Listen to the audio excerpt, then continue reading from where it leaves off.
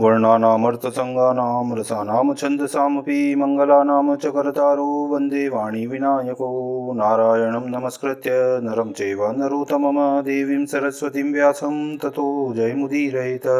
गुरुर्ब्रह्मा गुरुर्विष्णु गुरुर्देवो महेश्वर गुरुर्साक्षात् परब्रह्म तस्मै श्रीगुरुवे नमः। अखण्डमण्डलाकारं व्याप्तं येन चराचरं तत्पददर्शितं येन तस्मै श्रीगुरुवे नमः।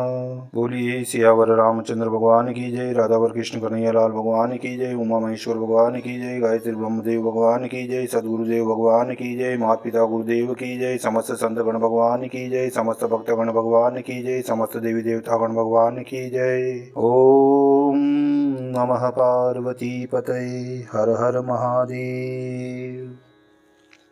तो मित्रों और आप सभी श्री नरसिंह पुराण के श्रेष्ठ रसिक जनों, श्रोतागणों, अब तक हमने श्री नरसिंह पुराण की कथा को नियमित रूप से क्रमबद्ध रूप से श्रवण किया है, कीर्तन किया है, मनन किया है, भजन किया है।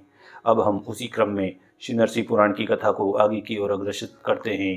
आप सभी श्रेष्ठ श्रोतागण रसिक जन भगवान श्री नरसिंह जी के श्री चरणों में दृढ़ भक्ति रखते हुए कथा का श्रवण करें, कीर्तन करें, मनन करें, भजन करें। बोलिए श्री नरसिंह भगवान की जय। 67वें अध्याय में श्री सूत जी कहते हैं, हे द्विजश्रेष्ठ, इस प्रकार अब तक मैंने भूतल के प्रसिद्ध तीर्थों का वर्णन किया, किंतु इन तीर्थों की अपेक्षा मानस तीर्थ विशेष फल देने वाला है।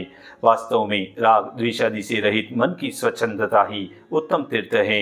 सत्य, दया, इंद्रिय निग्रह, गुरु सेवा, माता पिता की सेवा, स्वधर्म पालन और अग्नि की उपासना ये परम उत्तम तीर्थ कहे गए हैं। यह तो पावन तीर्थों का वर्णन हुआ। अब व्रतों का वर्णन सुनिए। हे मुनिराज, दिन रात में एक बार भोजन करके रहना और विशेषतः रात में भोजन न करना यह व्रत है। पूर्णिमा और अमावस्या को एक ही बार भोजन करके रहना चाहिए। इन तिथियों में एक बार भोजन करके रहने वाला मनुष्य पावन गति को प्राप्त करता है। जो चतुर्थी, चतुर्दशी, सप्तमी, अष्टमी और त्रयोदशी को रात में उपवास करता है उसे मनोवांछित वस्तु की प्राप्ति होती है। हे मुनिश्रेष्ठ, एकादशी को दिन रात उपवास करने का विधान है। उस दिन भगवान विष्णु का पूजन करके मनुष्य सब पापों से मुक्त हो जाता है। यदि हस्त नक्षत्र से युक्त रविवार हो तो उस दिन रात्रि में उपवास करके सौरनक्त व्रत का पालन करना चाहिए। उस दिन स्नान करने के पश्चात सूर्यमंडल में भगवान विष्णु का ध्यान करके मनुष्य रोग मुक्त हो जाता है।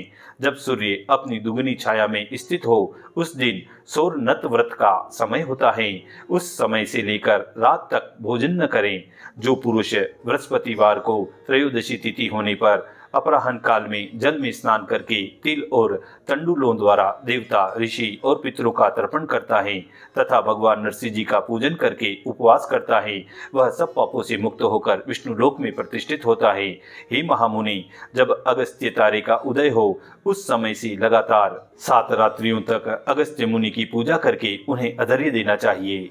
शंख में श्वेत पुष्प और अक्षत सहित जल रखकर श्वेत पुष्प आदि से पूजित हुए अगस्त्य मुनि के प्रति निम्नांकित मंत्र वाक्य पढ़कर अर्घ्य निवेदन करें। अग्नि और वायु देवता से प्रकट हुई, हे श्री अगस्त्य जी, काश पुष्प के समान उज्जवल वर्ण वाले कुंभज, हे मुनिराज, मित्र और वरुण के पुत्र भगवान कुंभयो ने आपको नमस्कार हैं, जिन्होंने महान असुर आतापी और वातापी को भक्षण कर लिया और समुद्र को भी सोख डाला। वे अगस्त्य जी मुझ पर प्रसन्न हो। इस प्रकार कहकर जो पुरुष अगस्त्य जी की दिशा दक्षिण की प्रति अर्घ्य अर्पण करता है वह सब पापों से मुक्त होकर दुस्तर मोहांधकार से पार हो जाता है। हे महामुनि, हे भरद्वाज जी, इस प्रकार मैंने मुनियों के निकट यह पूरा नरसिंह पुराण आपको सुनाया।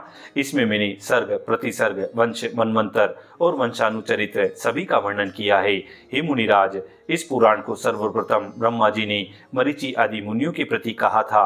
उन मुनियों से भृगु जी ने मार्कंडेय जी के प्रति इसे कहा और मार्कंडेय जी ने नागकुलोत्पन्न राजा सहस्रानिक को इसका श्रवण कराया। फिर भगवान नरसिंह जी की कृपा से इस पुराण को बुद्धिमान श्री व्यास जी ने प्राप्त किया। उनकी अनुकंपा से मैंने इस सर्व पापनाशक पवित्र पुराण का ज्ञान प्राप्त किया और इस समय मैंने यह नरसिंह पुराण इन मुनियों के निकट आपसे कहा। अब आपका कल्याण हो, मैं जा रहा हूँ। जो मनुष्य पवित्र होकर इस उत्तम पुराण का श्रवण करता है वह माघ मास में प्रयाग तीर्थ में स्नान करने का फल प्राप्त करता है। जो मनुष्य इस नरसिंह पुराण को भगवान के भक्तों के प्रति नित्य सुनाता है वह संपूर्ण तीर्थों के सेवन का फल प्राप्त करके विष्णु लोक में प्रतिष्ठित होता है। इस प्रकार स्तोत्रकों के साथ इस पुराण को सुनकर महामति भरद्वाज जी ने सूत जी के पूजन सत्कार किया और स्वयं वही रह गए।